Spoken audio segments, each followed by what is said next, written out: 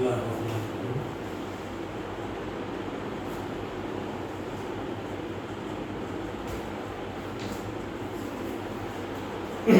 دیکھیے طنز و مزاح کا ہمارا تقریباً نکات پورے ہو گئے. صرف ایک رہ گیا ہے, معاف کیجیے گا شوکت خان کا, تو اس کو ایک دو دن کے بعد پڑھ لیں.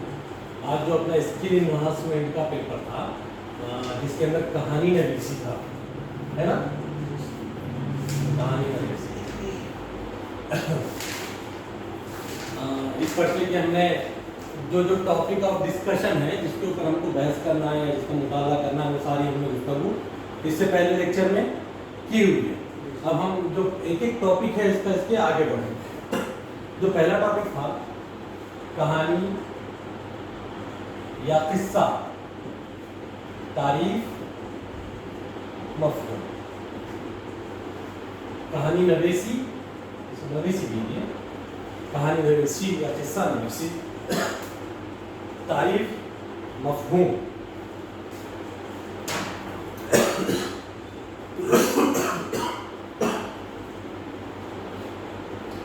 دیکھیے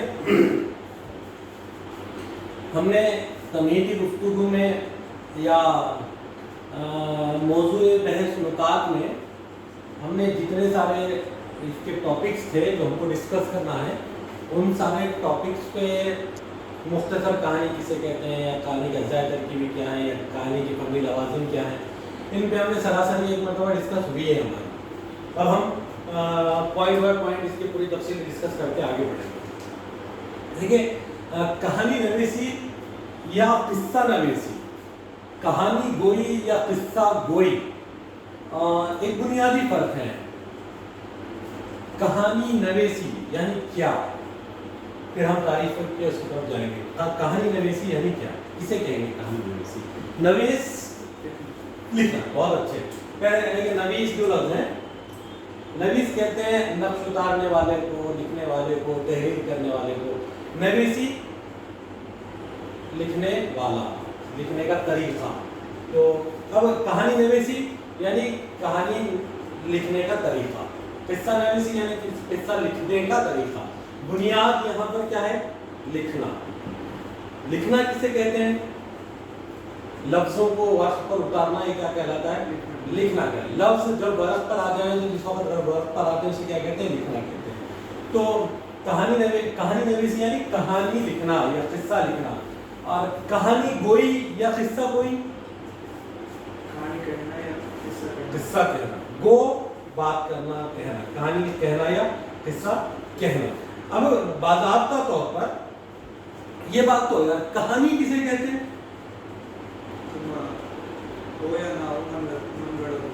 ضروری نہیں, من گھڑت بھی ہو سکتی ہے, کسی کے اپنی تخلیقی واقعات بھی ہو سکتے ہیں, یا کسی کے اپنی ذاتی طور پر پیش آئے ہوئے واقعات ہو سکتے ہیں, اس کو کہانی بنا سکتا ہے. کہانی کہتے ہیں کسی واقعے کو بیان کرنا, کسی واقعے کو بڑا چڑھا کر بیان کرنا کہانی کہلاتا ہے. اب وہ واقعہ خیالی بھی ہو سکتا ہے, وہ واقعہ حقیقی بھی ہو سکتا ہے. یہ بیان کرنا کیا ہے؟ قصہ گوئی یا کہانی گوئی ہو گیا.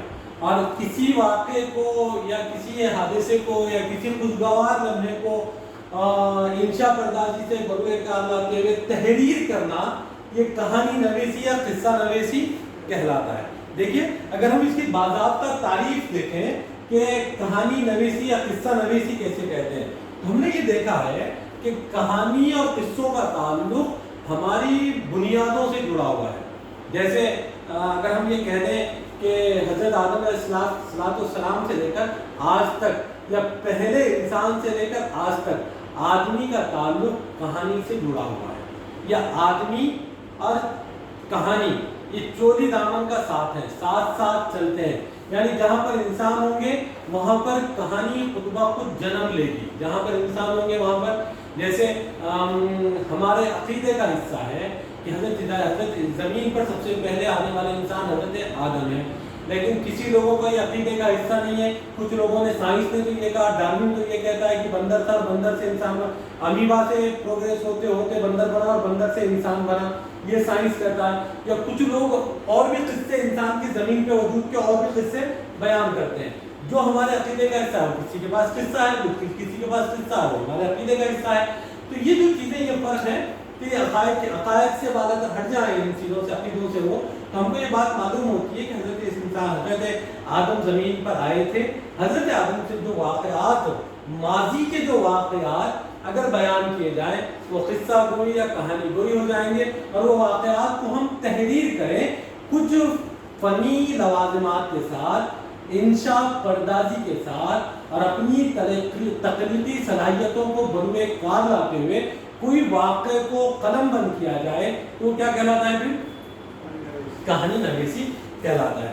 دیکھیے اور ہم یہ بھی سمجھنے ہمارے بات ہے کہ انسان کا اور کہانی کا شروع دن سے تعلق ہے.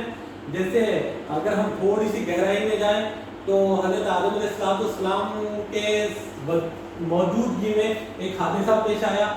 ان کے ایک بیٹے نے دوسرے بیٹے کو قتل کیا. کس نے کس کو قتل کیا تھا؟ قابل نے حابل کو، یعنی قابل قاتل تھا، قابل قاتل، حابل کا قتل کیا.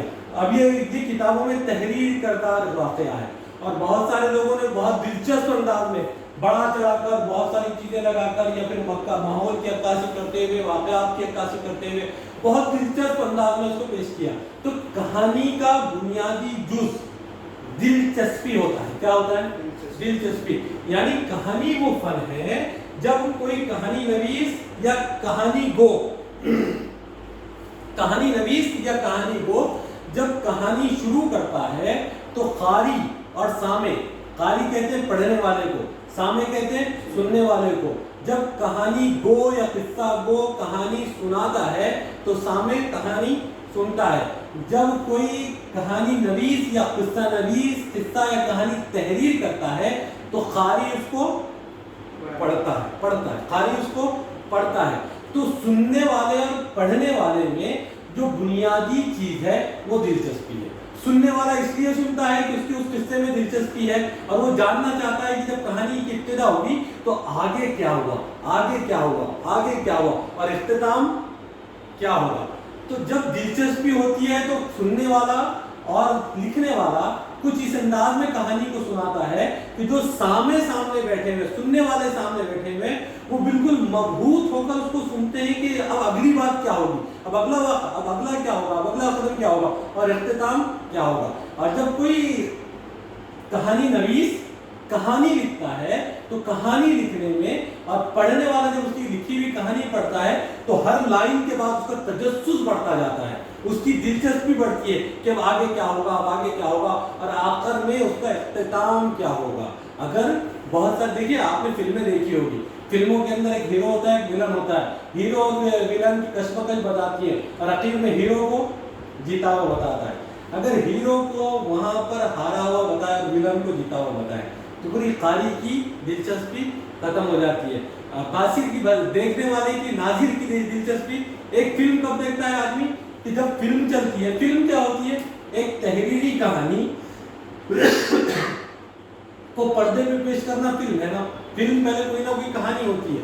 تو جب فلم چلتی ہے تو اگر ایسی آدمی، بہت ساری فلم بور فلم تھی، مزہ نہیں آیا، لیکن کوئی فلم جب تجسس کے ساتھ آگے بڑھتی ہے، ہیرو کبھی ہار رہا ہے، کبھی جیت رہا ہے، کبھی ہار رہا ہے، جیت رہا ہے، تو اس کی ہار اور جیت میں اس کی اچھائیوں کے ساتھ دیکھنے والا ناظر اس ہیرو میں اپنے آپ کو شامل کر دیتا ہے اور وہ یوں محسوس کرتا ہے کہ یہاں کا ہیرو میں ہی ہوں. اور جو کچھ کہانی پلے ہو رہی ہے اب لاسٹ تک وہ ہیرو کے ساتھ وہ خود سفر کر، یعنی اس کی دلچسپی کا محور اور مرکز وہ کہانی کا ہیرو بن جاتا ہے اور وہ کہانی اس کے ذریعے سے آگے بڑھتی ہے.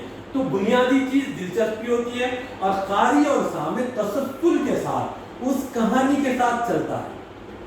جیسے ابن صفی کے ناول تم نے پڑھے ہوں گے، عمران جیسے جیسے اپنا رول پلے کرتے جا رہا ہے، آگے بڑھتے جا رہا ہے، ہم کو لگتا ہے کہ بھئی عمران نے کہیں پہ بھی ناکام نہیں ہونا. عمران کے ساتھ کبھی کبھی کچھ موقع ایسے آتے ہیں کہ اس کی دلچسپی کی جو موڑ آتے ہیں وہاں ہم اپنے آپ کو وہاں کھڑا ہوا محسوس کرتے ہیں، وہاں اپنے آپ کو شامل کر لیتے ہیں ہم لوگ. تو یہ جو چیز ہے نا، یہ دلچسپی ہے.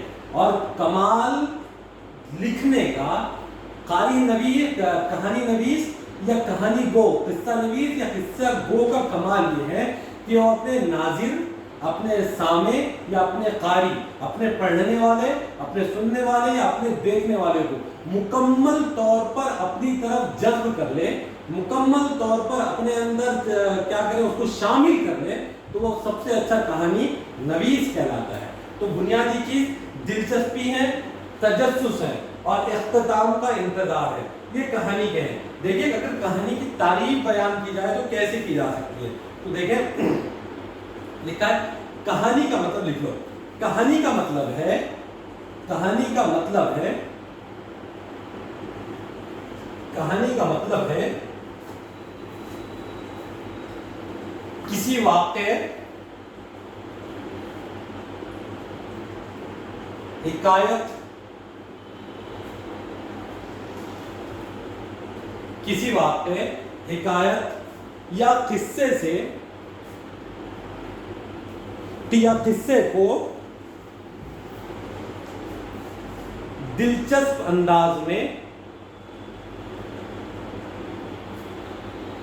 دلچسپ انداز میں اس طرح بیان کرنا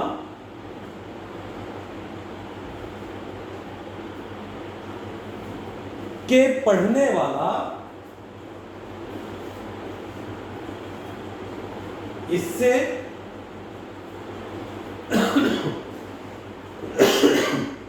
ذہنی اور قلبی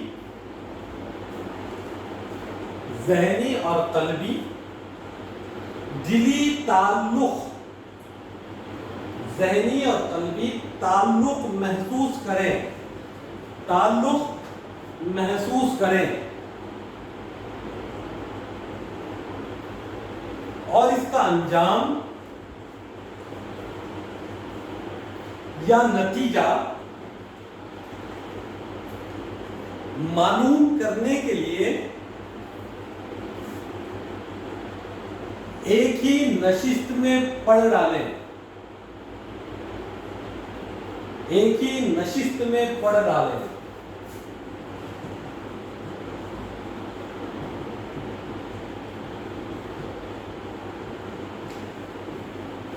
دیکھیں کہانی کہتے کسے، یہاں پر بہت اچھے انداز میں، مختصر انداز میں کہانی کی تعریف بیان ہوئی ہے کہ کہانی کا مطلب ہے کسی واقعے، حکایت یا قصے کو دلچسپ انداز میں اس طرح بیان کرنا کہ پڑھنے والا اس سے ذہنی اور قلبی تعلق محسوس کرے اور اس کا انجام یا نتیجہ معلوم کرنے کے لیے ایک ہی نشست میں پڑھ ڈالے۔